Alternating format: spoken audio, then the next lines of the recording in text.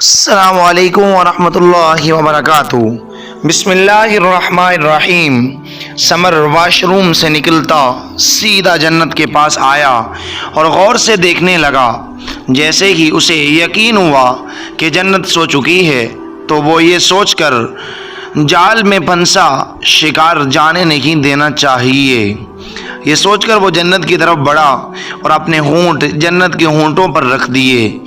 کرتے کرتے اب وہ اپنے باری برکم جسم کے ساتھ پوری طرح سے جنت کے اوپر آ چکا تھا۔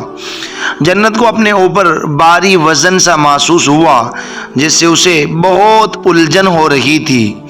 اس نے نیند میں ہی اپنے جسم کو آزاد کروانے کی کوشش کی، لیکن یہ اس کے لیے اتنا آسان نہیں تھا۔ یہ تو گویا بھوکے شیر کو شکار ملا تھا۔ جنت جنجلا کے اٹھ کر بیٹھنے کی کوشش کرنے لگی اور آنکھیں کھول کر دیکھا تو وزن کے نام پر کچھ اور نہیں بلکہ سمر ہی اس کے اوپر بڑی جلدی سے کچھ ڈھونڈ رہا تھا اور کچھ کرنے کی کوشش کر رہا تھا۔ جنت کی آنکھیں حیرت سے اور زیادہ کھل گئی۔ کل ساری رات غائب رہا اور آج آ کر مجھے پوچھے بغیر میرے جسم کے ساتھ کھیلنا چاہتا ہے۔ جنت نے دونوں ہاتھوں سے کھینچ کر دور پھینکا۔ بغیرت دوستیاں میڈم ہانیہ کے ساتھ اور ٹائم ہمارے ساتھ پاس کرنا چاہتے ہو؟ بیٹا یہ اتنا آسان نہیں ہے۔ میں تمہیں رولا رولا کے اور پھیرا پھیرا کے ماروں گی۔ تم نے سمجھ کیا رکھا ہے مجھے؟ ابھی سوچ ہی رہی تھی کہ کیا کرے کہ سمر نے پھر حملہ کیا اور جنت کے اوپر آنے کی کوشش کرنے لگا۔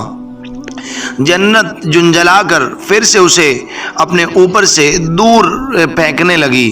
پھر وہ اٹھ کر صوفے پر آ گئی، لیکن اسے بنا تکیے کے تو نیند ہرگز نہیں آتی تھی۔ ایک تکیہ سمر کے سر کے نیچے تھا، جبکہ دوسرے کو وہ گدا سمجھ کر اس پر سونے کی کوشش کر رہا تھا۔ اس نے سمر کو غصے سے دیکھا کہ کتنا برا ہے یہ، بس اسے تو اپنے حقوق کی پڑی ہے، دوسرا چاہے پہاڑ میں جائے۔ اور یہ سوچتے ہوئے پھر پاس آ کر اس کے نیچے والا تکیہ نکالنے لگی، لیکن سمر کا سارا وزن اس تکیے پر تھا۔ وہ اتنی آسانی سے کیسے نکلتا؟ لیکن جنت نے بھی پورا زور لگا کر تکیے کو کھینچا تھا۔ اتنی مشقت کے بعد بھی آدھا تکیہ ہی باہر نکلا تھا اور آدھا اب بھی اس کے قبضے میں تھا۔ جنت نے ایک سیکنڈ روک کے گہری سانس لی اور پھر پوری طاقت سے تکیے کو کھینچا۔ اس وقت سمر نے ہلچل کی اور تکیہ خود بخود فری ہو گیا تھا۔ جنت کی ساری طاقت جو لگی تھی اس کا نتیجہ وہ تکیہ سمیت زمین پر جا گری، لیکن کم سے کم تکیہ تو مل گیا تھا۔ لیکن نہیں، تکیہ نہیں بلکہ تکیے کا آدھا حصہ ہی اس کے ہاتھ میں تھا۔ وہ بیچ سے پھٹ چکا تھا اور اس کی سفید نرم کپاس کچھ بیڈ پر اور کچھ زمین پر بکھر چکی تھی۔ اپنا شولڈر سہلاتے ہوئے اس نے سمر کو کھا جانے والے انداز میں دیکھا اور وہ غصے کی آگ میں جلنے لگی۔ جان بوجھ کر مجھے یہ تنگ کر رہا ہے کھوتا کہیں کا۔ یقین کرنے کے لیے وہ اس کے پاس آئی اور بیڈ کے نیچے زمین پر بیٹھتے ہوئے اسے غور سے دیکھنے لگی، لیکن لگ نہیں رہا تھا کہ وہ اسے تنگ کرنا چاہتا ہو، وہ تو بس اپنا حق وصول کرنے کے چکر میں تھا۔ جنت نے جب اسے اس حالت میں دیکھا کہ وہ بے بس پڑا پریشانی سے کچھ سوچ رہا تھا، وہ واپس صوفے پر آئی اور بنا تکیے کے ہی رونی صورت بنائے سونے لگی۔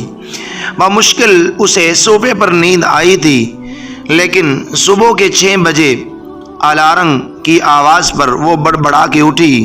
سمر خود اب تک گہری نیند میں تھا، تو کیا یہ الارم اس کی نیند حرام کرنے کے لیے لگایا گیا تھا؟ وہ غصے سے دانت پیستے ہوئے اسے دیکھ رہی تھی۔ مسلسل بجتے الارم سے سمر کو بھی دقت ہو رہی تھی اور وہ تکیہ سر سے نکال کر کان پہ رکھتے ہوئے سونے کی کوشش کر رہا تھا۔ پھر جنجلا کر اٹھ بیٹھا اور موبائل ڈھونڈ کر بیزاری سے الارم بند کیا۔ وہ دوبارہ سونے کی تیاری میں تھا، لیکن جنت کو صوفے پر بیٹھے खुद बैठते हुए देखकर खुद को घूरने लगा और घूर कर देखकर रुक गया। तुम सोफे पे क्या कर रही हो? वो हैरानी से पूछने लगा। जन्नत ने पहले तो गुस्से से देखा, फिर नॉर्मल होकर मुस्कुराई। पूछ तो ऐसे रहे हो जैसे बड़ा एहसास है तुझे मेरा। बेड पर सोते सोते मैं अचानक सोफे पर पहुंच जाती हूँ। इसके लहजे से ही समर की समझ में आ गया कि वो अभी आग में है। आग बनी हुई है, छेड़ना मुनासिब नहीं है, इसलिए लब बींच कर रह गया। तुम किससे पूछकर मेरे बेड पर आए थे? ओह सॉरी, मुझे नहीं पता था तुम माइंड करोगी। तुम्हें पता है कि तुम कर क्या रहे थे रात को? वो सख्ती से दांत पीस कर बोली और समर को लगा वो किस वाली बात कर रही है, इसलिए एक पल के लिए वो हैरान हुआ कि उसे पता कैसे चला। क्या मैंने तो कुछ भी नहीं किया, कुछ नहीं किया। ये देख रहे हो कमरे की हालत। तुम में बरोसली की रूह घुस गई थी। ये जिकी चैन की 1 मिनट नहीं सोने दिया रात भर। ऊपर से सुबह सुबह ये अलार्म लगा दिया ताकि सारी की नींद हराम हो जाए। इसकी बात पर समर ने रुकी सांस बहाल की। थैंक गॉड साख्ता उसके मुंह से निकला और अगले ही पल ज़बान दांतों में दबाए जन्नत की जानिब देखा जो आंखें सुकेड़े उसे देख रही थी। आई एम रियली सॉरी, वो दुरुस्तगी करती हुई बोला।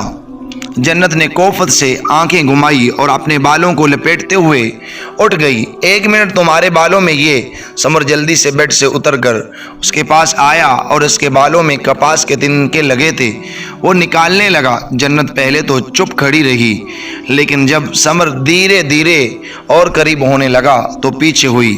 कर लूँगी मैं, बात बात पर चिपकने की ज़रूरत नहीं है, और जल्दी से ये कमरा ठीक करो। वो एक कदम पीछे हटकर बोली, मैं ठीक करता हूँ। समर ने हैरानी से, मैं ठीक करूँ? समर ने हैरानी से पूछा, लेकिन वो जवाब देने की बजाय वॉशरूम में जा चुकी थी। Good morning. ईशा ने प्यार से उसे सलाम का जवाब दिया। समर कहाँ है? उठा नहीं अब तक? वो अपना और समर का बैग तैयार कर रही थी। जन्नत भी उसके निकाले हुए कपड़ों को तय करती हुई बैग में रखने लगी। वो जब बैर आई तब समर को सोए देखा था। वो दोनों कुछ देर रूम में ही बातों के दरमियान बैग पैकिंग करती रही। शबाना, समर को जगा दो और कहो कि डैड ने बुलाया है। ईशा ने बैर आते ही मुलाजमा को कहा। साहिर शायद बहर गार्डन में था। वो और जन्नत आकर नाश्ते के टेबल पर बैठ गई। मैडम वो तो कमरे में नहीं है, मुलाजमा ने कुछ देर बाद आकर जवाब दिया। इस पर जन्नत को हैरानी हुई। मैं जब नीचे आई तो वो रूम में ही था पुप्पो, और मैंने बैर जाते भी नहीं देखा उसे। वो सफाई देने लगी कि पुप्पो उसे ही झूठी न समझे। Good morning everyone. इसी वक्त समर ने बहर से आते हुए कहा। वो पैंट और टी शर्ट में ही स्पोर्ट शूज पहने शायद वॉक के लिए बैठ गया था, लेकिन कब? क्योंकि जिस कमरे में वो लोग थे वहां से उन्हें जरूर दिखता अगर समर बहर जाता। समर तुम फिर बालकोनी से कूदकर बहर गए थे, ईशा ने नॉर्मल कहा।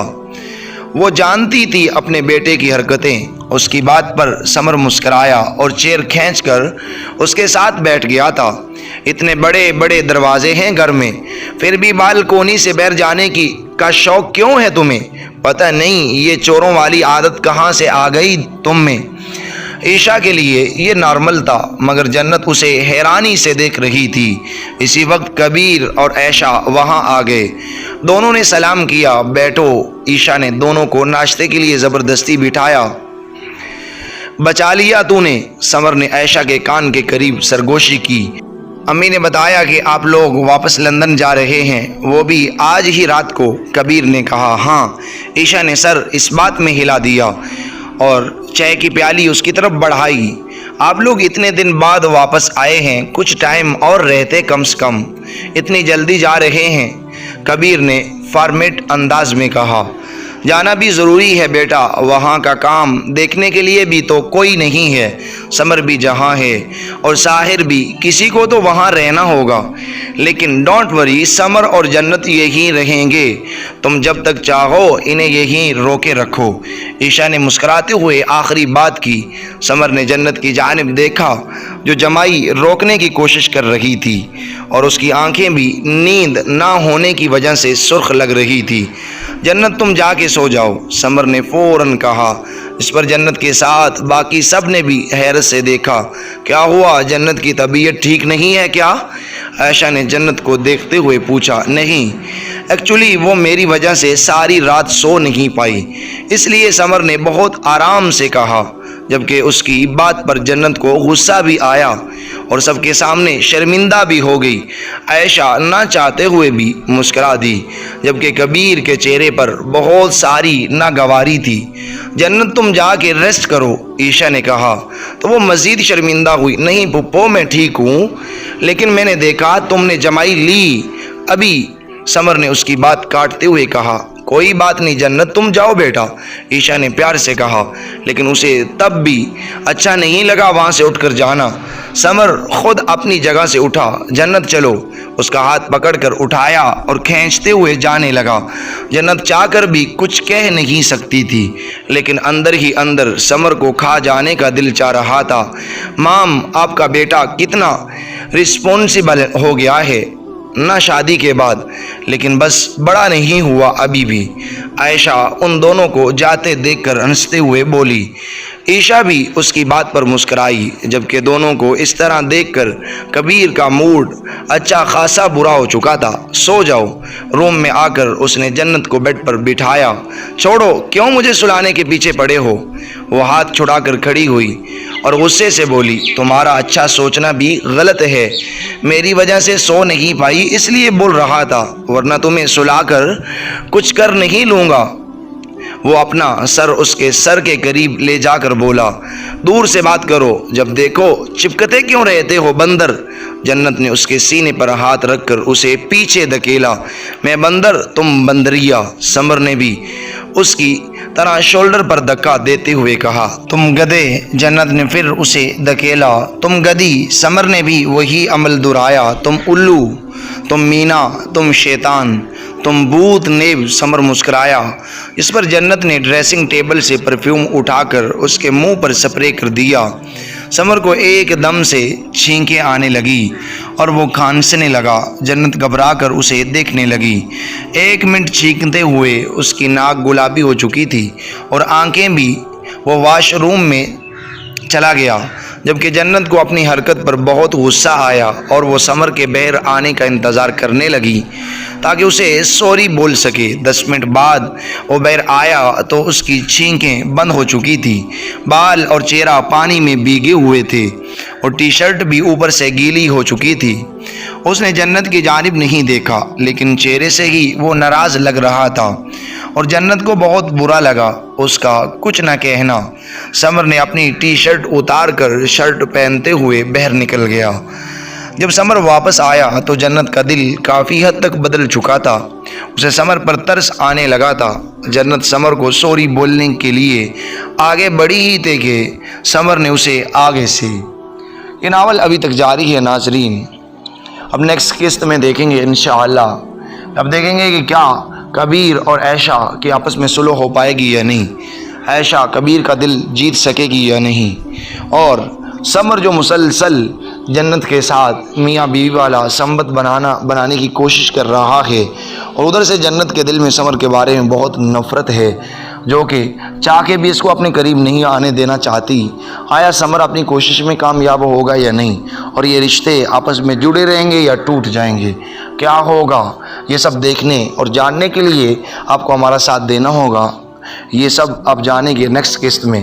تو آئی ہوپ، میں امید کرتا ہوں کہ آپ کو یہ ناول بڑی پسند آئی ہوگی۔ اگر آپ یہ چاہتے ہیں کہ نیکسٹ والا ایپیسوڈ جلد از جلد اپلوڈ کیا جائے تو پلیز ہمارے چینل کو سبسکرائب کیجئے، اور ہماری ویڈیو کو لائک اور شیئر کیجئے گا، ساتھ دیے گئے بیل آئیکن کو پریس کر لیجئے گا تاکہ ہر آنے والی نیو اپڈیٹ سب سے پہلے آپ تک پہنچتی رہے۔ جزاکم اللہ خیر۔